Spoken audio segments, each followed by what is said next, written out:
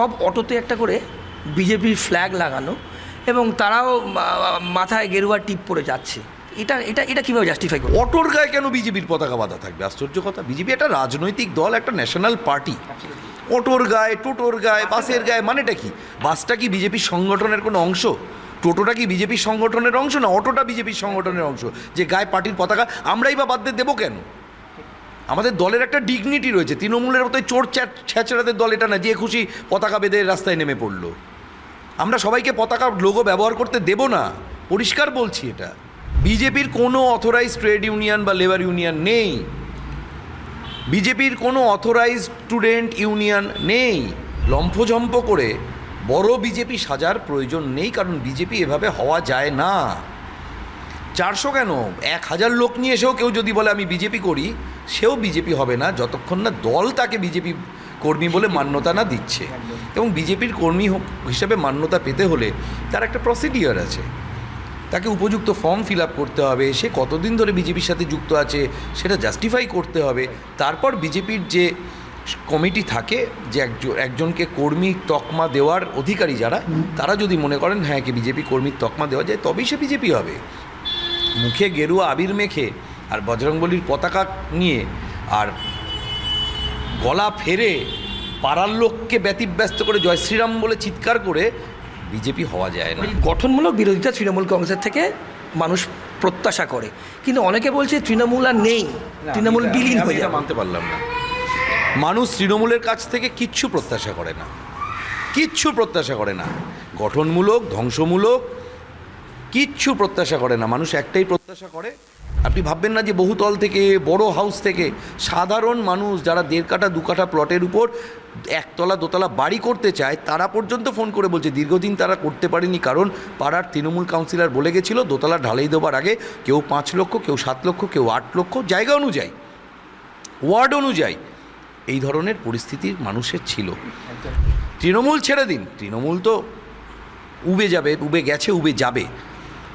বিজেপিরও কেউ যদি, এবং বিজেপির কেউ, আমি জানি বিজেপির যারা অরিজিনাল কর্মী, যারা আদি কর্মী, তারা কেউ এ সমস্ত কথা বলবে না, কোনো দিন বলেওনি। নব্য বিজেপি হয়ে যদি কেউ পরিচয় দেয় যে বিজেপির থেকে এসেছি, এই দিতে হবে, তাকে পুলিশ ডেকে গড়াদের পিছনে পাঠাবার দায়িত্ব আমার। শিক্ষা দুর্নীতি নিয়ে কিন্তু ভোটের আগে তোলপাড় হয়েছিল গোটা বাংলা, আপনারা জানেন, খুব বড় একটা ইস্যু ছিল। শিক্ষামন্ত্রী, প্রাক্তন শিক্ষামন্ত্রী পার্থ চট্টোপাধ্যায়ের সম্বন্ধে আপনারা প্রত্যেকে জানেন। তার বান্ধবীর বাড়ি থেকে কোটি কোটি টাকা এবং সোনার গয়না পাওয়া গেছিল। তারপর যে শিক্ষামন্ত্রী ছিলেন তার প্রচুর প্রভাব ছিল এবং মানুষ তার থেকেও কিন্তু অনেক কিছু আশা করেছিল। আমি কেন শিক্ষা দুর্নীতি নিয়ে শুরু করলাম? দুর্নীতি তৃণমূল সরকার সব ক্ষেত্রে করেছে, সব ক্ষেত্রে মানুষ, শিক্ষা বলুন, স্বাস্থ্য বলুন, খাদ্য বলুন, কোনো একটি এপিসোড বাদ নেই, ডিপার্টমেন্ট বাদ নেই যেখানে দুর্নীতি হয়নি। শিক্ষা নিয়ে এই জন্য বললাম, কারণ আমরা আজকের এই পর্ব এপিসোড যার ইন্টারভিউ নিচ্ছি, সাক্ষাৎকার নিচ্ছি, আপনাদের সামনে তুলে ধরছি, তিনি প্রাক্তন শিক্ষামন্ত্রীকে হারিয়েছেন। দমদম বিধানসভা কেন্দ্রের বিধায়ক অ্যাডভোকেট অরিজিৎ বক্সি আমার বাঁদিকে বসে আছেন। তার সাথে কথা বলে আপনাদের সামনে তুলে ধরব প্রচুর মানুষের প্রচুর প্রত্যাশা এবং তার পরিকল্পনা কি নতুন সরকারের থেকে, এবং নতুন সরকারের একজন বিধায়ক হিসেবে আপনাদের সামনে তুলে ধরব। অরিজিৎদা, আপনাকে প্রথমে কেটিভি বাংলায় স্বাগত এবং অনেক অভিনন্দন। প্রাক্তন শিক্ষামন্ত্রীকে আপনি হারিয়েছেন এবং যার নাম ব্রাত্য বসু। আপনার রিয়াকশন, আপনার অনুভূতি, যে সমস্ত মানুষজন আমাদের এই পর্ব দেখছেন তাদের জন্য আপনার বার্তা। দেখুন, নির্বাচন প্রচার চলাকালীন আমি একবার নয়, অন্তত বিভিন্ন সংবাদ মাধ্যমের বুমের সামনে, ক্যামেরার সামনে, অন রেকর্ড অন্তত 10 থেকে 12 বার বলেছিলাম যে ব্রাত্যবাবু 22,000-এর বেশি ভোটে আমার কাছে হারবেন। এবং আমি এটাও বলেছিলাম যে আমার কাছে নয়, উনি এখানে বিজেপি যাকেই প্রার্থী দিক না কেন, ব্রাত্যবাবু ন্যূনতম 22,000 ভোটে দমদম থেকে হারবেন। তৃণমূলের দমদম হাতছাড়া হবার নিয়তি সেদিনই তৈরি হয়ে গেছিল, যেদিন 15 বছরের যিনি কথা দিয়ে কথা রাখেননি, প্রতিশ্রুতির ফানুস উড়িয়ে গেছেন এবং স্বপ্নের ফেরিওয়ালার মতো বারে বারে মানুষকে বঞ্চিত করে গেছেন, বা বলতে গেলে প্রবঞ্চিত করে গেছেন। সেই ব্রাত্য বসুকে যখন তৃণমূল এত কিছুর পরেও দমদমের টিকিটটা দিয়েছিল, সেদিনই দমদম তৃণমূলের হাতছাড়া হয়ে গেছিল। এটা আমি একবার না বহুবার বলেছি। সুতরাং নতুন করে আজকে আলাদা অনুভূতির কিছু নেই, যেটা হওয়ার ছিল সেটাই হয়েছে। হ্যাঁ, যেটা অনুভূতি যদি জানতে চান তাহলে সেটা হচ্ছে একটা বিশাল দায়িত্ব, গুরু দায়িত্ব। এটা বিজয়োল্লাস করার বিষয় নয়, এটা দায়িত্বটাকে বুঝে দায়িত্বের সমীকরণগুলোকে আইডেন্টিফাই করে মানুষ যাতে প্রকৃতভাবে দমদমে বিভিন্ন পৌর পরিষেবা থেকে শুরু করে সরকারি যে সুবিধাগুলো সেগুলো উপলব্ধ করতে পারে এবং সুস্থভাবে ভয়হীনভাবে বাঁচতে পারে। আতঙ্কের পরিবেশ, সিন্ডিকেট রাজ, এইগুলো থেকে মানুষের মুক্তি যাতে হয়, সেই রকম একটা সমাজ দমদমের বুকে তৈরি করা, এটাই মূল দায়িত্ব। বেশমিবাবু, যেহেতু আপনি সিন্ডিকেট প্রসঙ্গ তুললেন, আমরা যে সমস্ত এমএলএরা জিতেছেন আপনাদের দলের, আমরা যতগুলো সম্ভব, যাদের সম্ভব আমরা ইন্টারভিউ নিচ্ছি। আপনি যখন প্রচার করেছিলেন, আপনি বললেন 22,000 ভোটে, আপনি আগে থেকেই বলেছিলেন যে ন্যূনতম 22,000 ভোটে, যদিও মার্জিনটা অনেক বেশি হয়েছে তার থেকে, আপনি জিতবেন। আমার প্রশ্ন, যখন আপনি ক্যাম্পেনিং করেছেন, সেই ছবিও আমাদের দর্শকরা দেখেছেন, তখন যে জনসমর্থন এবং আপনার সঙ্গে যারা ছিলেন, আর তারপরে আপনি যখন জিতলেন, এই নাম্বারটা ডাবল ট্রিপল কিংবা তার থেকে ছাড়ালো কী করে? 10 গুণ। এরা কারা? এরা কোথা থেকে চলে এলো? এখানে লুকোছাপার কোনো অবকাশই নেই। যে ভোটের রেজাল্টের পর মাঠে ময়দানে রাস্তায় বিজেপির উপস্থিতি হঠাৎ করে 10 গুণের বেশি, অন্তত আমি দমদমেই বলছি 10 গুণের বেশি বেড়ে গেছে।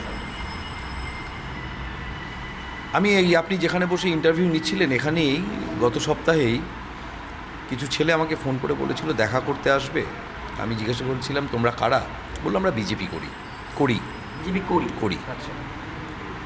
তো তার আধ ঘন্টা পরে যখন তারা দেখা করতে এলো, আমি তাদের আসতে বলেছিলাম, তারা যখন দেখা করতে এলো, প্রায় 100-150 বাইকের একটা বাহিনী, প্রত্যেক বাইকে 2 থেকে 3টে ছেলে, মানে আপনি সংখ্যাটা চিন্তা করুন, নেই করে প্রায় 400-র কাছে। এই ঘরে জায়গা দেওয়া যায়নি। তো তারা যখন এলো, তাদের মধ্যে যে দুটো আর কি একটু হোমড়া চোমড়া আর কি, যারা টিম লিডার, তা আমি তাদেরকে সামনে আসতে বললাম। তা আমি তাদেরকে জিজ্ঞাসা করলাম যে কোথায় থাকো?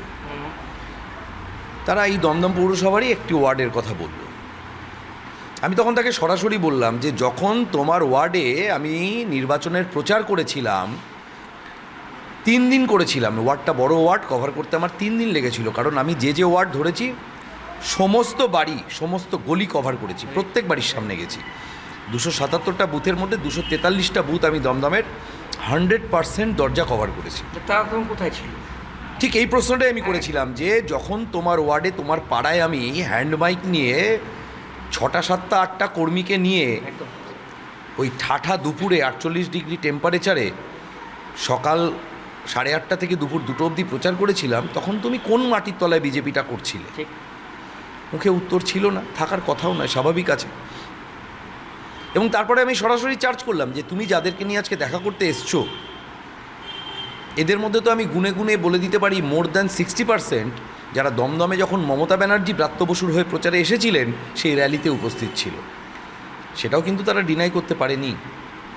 অর্থাৎ বিষয়টা তো পরিষ্কার রয়েছে যে এই যে লাগাম ছাড়া উচ্ছৃঙ্খল বাহিনী, যাদেরকে 15 বছর ধরে তৈরি করা হয়েছে নির্বাচনের সময় গুন্ডাবাজি করার জন্য এবং বছরভর নেতাদের তোলাবাজিকে সাপোর্ট করার জন্য, এই টিমটা বিভিন্ন জায়গায় তাদের প্রমিনেন্ট নেতাদেরকে একটু সাইডে রেখে তারপরের লেভেলটা বিজেপিতে আসার চেষ্টায় আছে। আমাদের রাজ্য সভাপতি পরিষ্কার বার্তা দিয়েছেন, এখনই নতুন করে কারোর বিজেপি করার প্রয়োজন নেই, দরজাটা বন্ধ পুরো। রাজ্য সভাপতি তো পরিষ্কার বলে দিয়েছেন। আমি সেটাকে কখনোই, আমার সেই ঔদ্ধত্য নেই, আমি ওনার শব্দকে আবার রিপিট করব।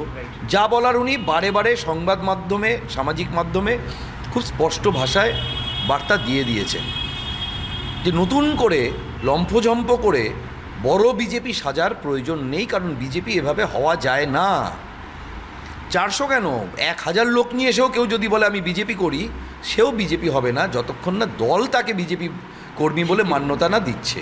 এবং বিজেপির কর্মী হিসেবে মান্যতা পেতে হলে তার একটা প্রসিডিওর আছে, তাকে উপযুক্ত ফর্ম ফিল আপ করতে হবে, সে কতদিন ধরে বিজেপির সাথে যুক্ত আছে সেটা জাস্টিফাই করতে হবে। তারপর বিজেপির যে কমিটি থাকে, যে একজনকে কর্মী তকমা দেওয়ার অধিকারী যারা, তারা যদি মনে করেন হ্যাঁ একে বিজেপি কর্মীর তকমা দেওয়া যায়, তবেই সে বিজেপি হবে। মুখে গেরুয়া আবির মেখে আর বজরংবলীর পতাকা নিয়ে আর গলা ফেরে পাড়ার লোককে ব্যতিব্যস্ত করে জয় শ্রীরাম বলে চিৎকার করে বিজেপি হওয়া যায় না। আমি ঠিক এখানে আপনাকে প্রশ্ন করব, অনেক অটো রুট যে চলছে এখানে, আমরা বিভিন্ন দর্শকরাও জানে, এটা দেখা গেল 4 তারিখের পরে সব অটোতে একটা করে বিজেপির ফ্ল্যাগ লাগানো এবং তারাও মাথায় গেরুয়া টিপ পরে যাচ্ছে। এটা এটা এটা কীভাবে জাস্টিফাই করব? আমি ভারতীয় জনতা পার্টিতে যুক্ত হয়েছিলাম যুব মোর্চার মাধ্যমে। অনেকগুলো বছর কেটে গেল, প্রায় 2000 সাল ছিল বোধহয়, সেটা 2009-10 এরকম সময় থেকে প্রদেশ যুব মোর্চায় ছিলাম আমি। তো তখন না আমাদের ক্লাস হতো, পার্টি ক্লাস। সেই ক্লাসে একজন, আমি নাম বলছি না, খুব প্রখ্যাত একজন বৌদ্ধিক তাত্ত্বিক নেতা আমাদের ভারতীয় জনতা পার্টির, তিনি একটা কথা বলেছিলেন যে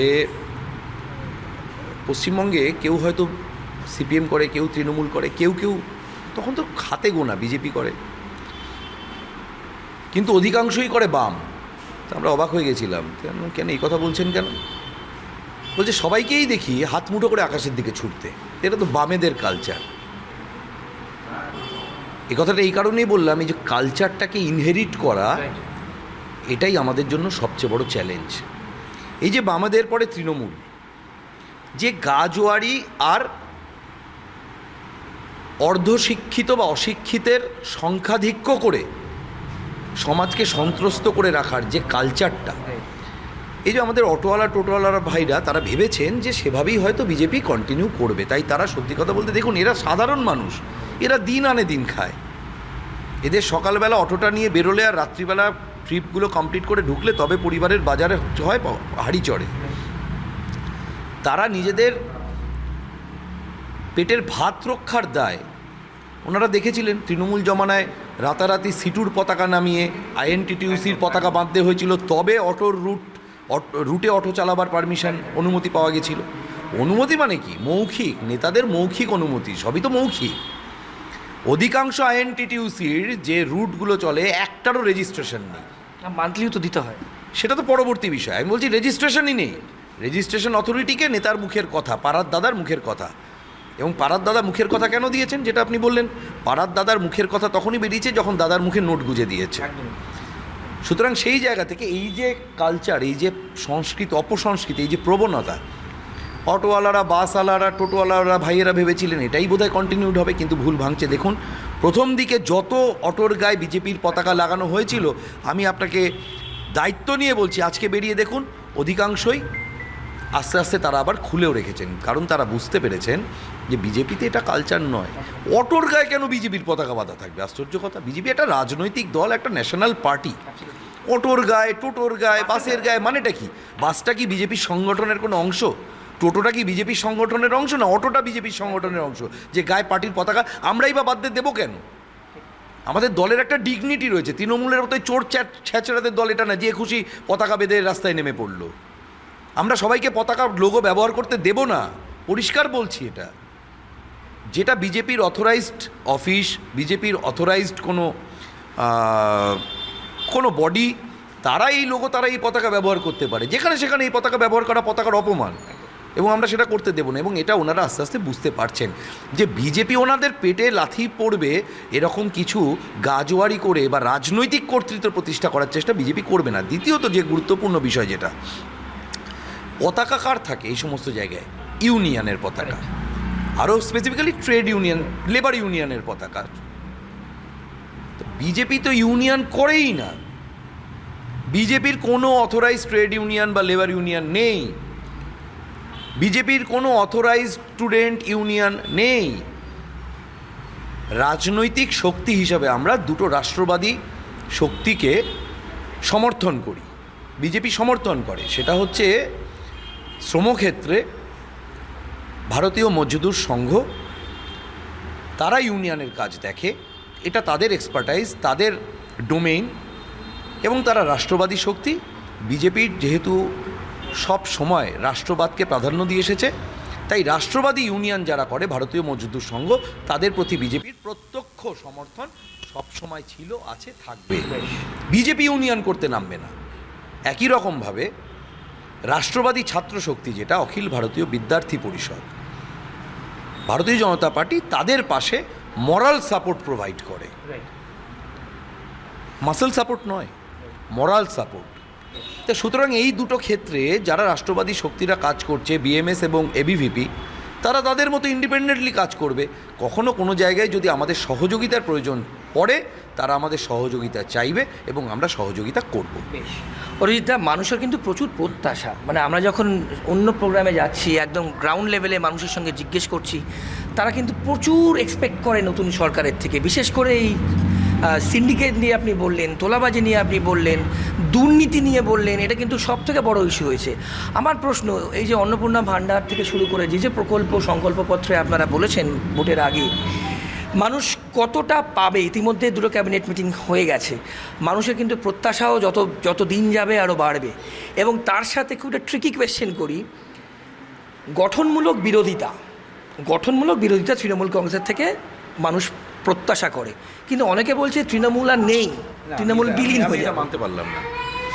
মানুষ তৃণমূলের কাছ থেকে কিচ্ছু প্রত্যাশা করে না, কিচ্ছু প্রত্যাশা করে না। গঠনমূলক, ধ্বংসমূলক কিচ্ছু প্রত্যাশা করে না। মানুষ একটাই প্রত্যাশা করে, তৃণমূল নামক পাপ পশ্চিমবঙ্গ থেকে বিদায় নিই। আমি আপনাকে বলছি, কেন বলছি তার কারণ আছে। এমনি কোনো রাজনৈতিক ক্ষোভ থেকে বলছি না এটা। এই নির্বাচনের পর আমি দমদম দিয়েই বলছি, বাকি জায়গাতেও আমি শুনেছি একই রকম পরিস্থিতি। এই নির্বাচনের পর বিভিন্ন পাড়ায় পাড়ায়, দেওয়ালে দেওয়ালে তৃণমূলের যে দেওয়াল লিখনগুলো ছিল, পাড়ার লোকেরা নিজেদের পয়সা খরচা করে চুন কিনে সেই চুনকাম করে সেই দেওয়াল লিখনগুলো মিটিয়ে দিয়েছে, মুছে দিয়েছে। আমাদের করতে হয়নি বা আমরা করছিও না, পাড়ার সাধারণ লোকেরা করছে। যখন আমরা জিজ্ঞাসা করতে গেছি যে কি তোমরা চুন কিনে এরকম করছো কেন, বলছে দাদা আমার বাড়ির দেওয়াল লেখার জন্য বিগত 10-15 বছরে কোনো দিন আমার পারমিশনটুকু পর্যন্ত নেয়নি। বাড়ির সামনে এসেছে, বলেছে দেওয়াল খালি করো, দেওয়াল লিখবো, আমরা কিছু বলতে পারিনি। এই পাপ আমরা আমাদের বাড়ির বা পাঁচিলে কোথাও আর ক্যারি করব না। অর্থাৎ বুঝতে পারছেন মানুষের মানসিকতাটা কি। আমরা তো বিভিন্ন জায়গায়, দেখুন কোনো দলেরই লোগো তার একটা সম্পদ, আমরা চাই না তার অসম্মান হোক। বিভিন্ন জায়গায় পাড়ার মানুষেরা তৃণমূলের পতাকা খুলে ফেলে দিয়েছে রাস্তায়। আমরা আমাদের কর্মীদের বলেছি পতাকাগুলোকে তুলে গুছিয়ে কোনো একটা জায়গায় বান্ডিল করে সাইডে রাখো, যদি কোনো তৃণমূল কর্মী চায় নিয়ে চলে যেতে পারে। পার্টি অফিসে তো আপনারা ফিরিয়ে দিয়েছেন। হ্যাঁ, আমি নিজেও করেছি। আমি নিজেও একাধিক জায়গায়, যেখানে আমাদের কিছু অতি উৎসাহী কর্মী এবং যার অধিকাংশই হচ্ছে ওই যেটা পোস্টপোল বিজেপি, যারা তাদের উৎসাহের চক্করে পড়ে এবং আমাদের কিছু কিছু দলীয় কর্মী তাতে একটু উৎসাহিত বোধ করে কিছু জায়গায় পার্টি অফিস নতুন করে একটা নতুন আমার ব্যানার লাগিয়ে বসে পড়ার ব্যবস্থা করেছিল। তা আমি নিজে হাতে গিয়ে আমার নিজের সেই ব্যানার আমি নিজে হাতে খুলেছি এবং আমার কর্মীদের দিয়েও খুলিয়েছি এবং বলেছি যেহেতু আমাদের সম্মানীয় রাজ্য সভাপতি সরাসরি নির্দেশ দিয়েছেন কোনো পার্টি অফিস দখল করা যাবে না, আমরা অবশ্যই আমরা সভাপতি কেন্দ্রিক দল, সভাপতির নির্দেশ আমাদের কাছে সর্বোচ্চ মান্যতা। তো তিনি যেটা বলেছেন আমাদের কথাই আছে, না খাতা না বহি, জো অধ্যক্ষ বলে ভো সহি। সুতরাং যেটা সভাপতি বলেছেন তার মান্যতা আমরা দেব। সমস্যা যেটা হয়েছে কিছু জায়গায়, দেখুন প্র্যাকটিক্যাল প্রবলেমটাও একটা রয়ে গেছে, সেটা হচ্ছে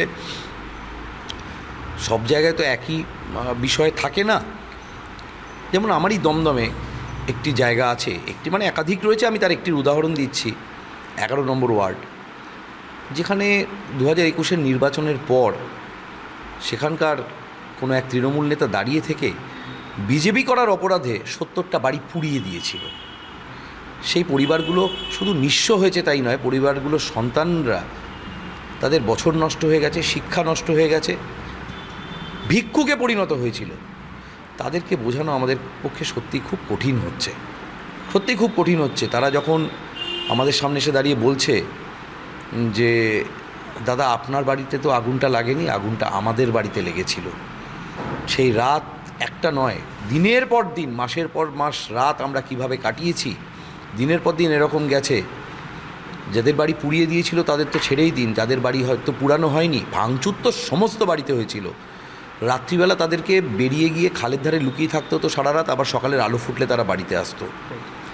এদের জন্য খুব বেদনাদায়ক বছরের পর বছর গেছে। তো এদেরকে বোঝানোটাই আমাদের কাছে সবচেয়ে বড় চ্যালেঞ্জ, যে দলের সিদ্ধান্ত সর্বোপরি, সেটাকে মান্যতা দিয়েই চলতে হবে। শেষ প্রশ্ন করবো আপনাকে, আপনার বিধানসভা এলাকার মানুষজন আপনার বার্তা কখন তারা আপনাকে পাবে, তাদের পাশে সবসময় আপনি থাকবেন, এটাই তারা প্রত্যাশা করে, এবং মানুষের একদম স্কাই পিয়ার্স করা কিন্তু প্রত্যাশা বিজেপি সরকারের, নতুন বিজেপি সরকার, বাংলায় প্রথমবার বিজেপি সরকারের থেকে। অরিজিৎ, আপনার রিয়াকশন? আপনার বিধানসভা একটা জিনিস দেখাই, ফোনটা দিতে বলুন, ফোনটা দিন। আমি আপনাকে একটা জিনিস দেখাই, সেটা হলো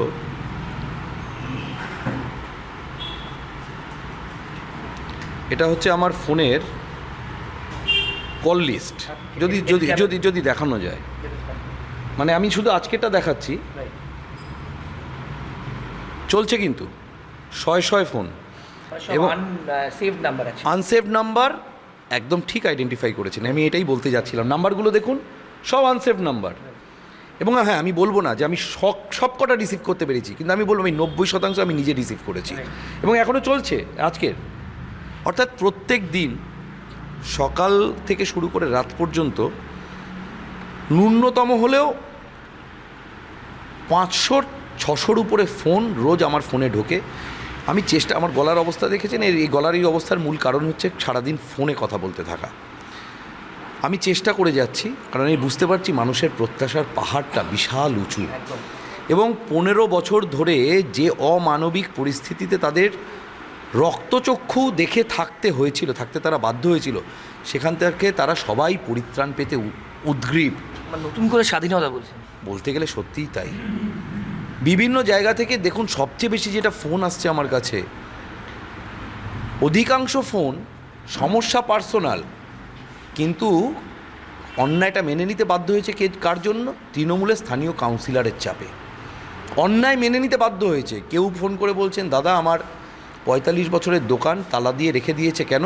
তার সামনে একটা গুমটি বসিয়ে দিয়ে গেছে তৃণমূল কাউন্সিলর। কেউ বলছে, আমি যে ব্যবসা করে খেতাম, সেই ব্যবসায় কোথা থেকে মাল নেব সেটা ঠিক করে দেবে কে? তৃণমূল কাউন্সিলর। কেউ ফোন করে বলছেন যে আমি একটা একতলা, আমার দোতলা বাড়ির প্ল্যান স্যাংশন, একতলা বাড়ির তোলার পরেই তৃণমূল কাউন্সিলর এসে বলে দিয়ে গেছিলো যে দোতলাটা তুললে টোটাল করে কত কমিশন বা কাটমানি কী নেয় ভগবান জানে, সেই দিতে হবে। সাধারণ মানুষ, আপনি ভাববেন না যে বহুতল থেকে, বড় হাউস থেকে, সাধারণ মানুষ যারা 1.5 কাঠা 2 কাঠা প্লটের উপর একতলা দোতলা বাড়ি করতে চায়, তারা পর্যন্ত ফোন করে বলছে দীর্ঘদিন তারা করতে পারেনি, কারণ পাড়ার তৃণমূল কাউন্সিলর বলে গেছিলো দোতলা ঢালাই দেওয়ার আগে কেউ 5 লক্ষ, কেউ 7 লক্ষ, কেউ 8 লক্ষ, জায়গা অনুযায়ী, ওয়ার্ড অনুযায়ী এই ধরনের পরিস্থিতির মানুষের ছিল। আমি একটাই কথা বলেছি, নির্ভয় কাল থেকে কাজ শুরু করুন। তৃণমূল ছেড়ে দিন, তৃণমূল তো উবে যাবে, উবে গেছে, উবে যাবে। বিজেপিরও কেউ যদি, এবং বিজেপির কেউ, আমি জানি বিজেপির যারা অরিজিনাল কর্মী, যারা আদি কর্মী, তারা কেউ এ সমস্ত কথা বলবে না, কোনো দিন বলেওনি। নব্য বিজেপি হয়ে যদি কেউ পরিচয় দেয় যে বিজেপির থেকে এসেছি, এই দিতে হবে, তাকে পুলিশ ডেকে গড়াদের পিছনে পাঠাবার দায়িত্ব আমার। খুব বড় কথা বললেন অরিজিৎদা, অনেক ধন্যবাদ আপনার সময়ের জন্য।